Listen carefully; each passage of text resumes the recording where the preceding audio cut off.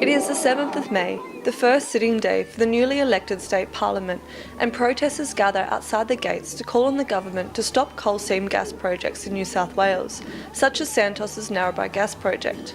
The crowd isn't large, but the voices of farmers, environmental activists, Gamilaraay people, and various other anti-coal seam gas groups overpower the peak hour traffic from Macquarie Street and nearby construction sites. Today, they have one motive: to convince politicians to pass the Moratorium bill, which would halt coal seam gas projects because of the extensive environmental risks to groundwater systems such as the Great Artesian Basin. Their protest provoked a positive response by several members of Parliament, including the Shooters, Fishers and Farmers, the New South Wales Greens and an independent. CSG. We've called for a complete moratorium on all CSG until 16 recommendations of the Chief Scientist, Professor Mary O'Kane, are met. Communities from rural New South Wales have been fighting against coal seam gas for more than a decade. Recent evidence has shown that more than 100 communities across 3 million hectares in northwest New South Wales have declared themselves as gas-field free zones. Additionally, a record number of over 23,000 submissions have been made opposing the Narrabri Gas Project. Santos have since responded to these submissions via the Department of Planning. However, they've failed to address key concerns about the Narrabri Gas Project, such as waste disposal, water monitoring and threats to endangered species. The thing is that people in the city, people east of the Great Divide, don't really understand just how important this underground water is. Once you scramble that egg of that underground water, it cannot be unscrambled. Would this crowd of protesters today be greater if more people in Sydney had a more informed understanding of the significance of the Great Artesian Basin as a vital water source for rural farming communities?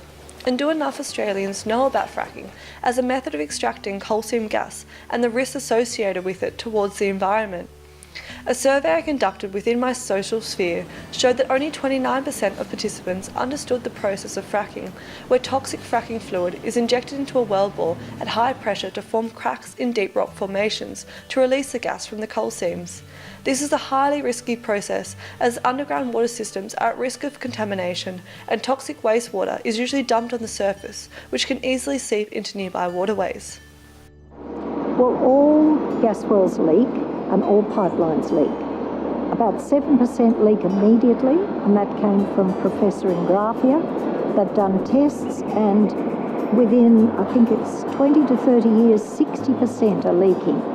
It's literally uninsurable. There is no insurance company in the entire world that will give you an insurance policy to protect you against coal seam gas mining. The Great Artesian Basin underlies roughly 22% of Australia and is one of the largest underground water reservoirs in the world. This water source is crucial for rural communities and farmers as they cannot rely solely on rainwater. There is a growing fear that the Narrabri Gas Project will result in the irreversible contamination of the Great Artesian Basin and a downdraw of aquifers used by farmers to produce food. Santos have proposed that up to 1,000 hectares of the Pilliga forest will be cleared for the Narrabri Gas Project, which would not only inflict trauma on the Gamilaraay people, the traditional owners of the land, who hold significant cultural value on the Pilliga, but it also threatens many endangered species such as the koala and the Pilliga mouse.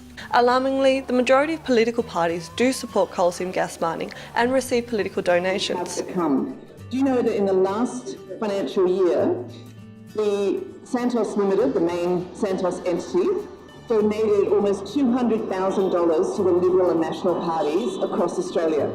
The Labor Party has not specifically declared itself against coal seam gas mining. However, it has been recently released that the Labor have a $1.5 billion plan to fund more gas fields and gas mines in the Northern Territory and Queensland.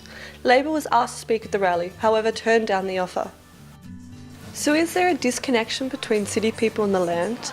And if more people in the city had a greater understanding of coal seam gas mining in rural areas and how it affects farmers, water quality and their food too, would this be enough to provoke action? More than half of participants in the survey admitted that the information they'd learned about the risks of coal seam gas mining to the Great Artesian Basin most definitely influenced who they'd vote for in the upcoming federal election, and believed there'd be a greater fight against coal seam gas if there was a greater awareness about the issue. Yes, we will win this battle against CSG on Gamilaraay Garden, the earth.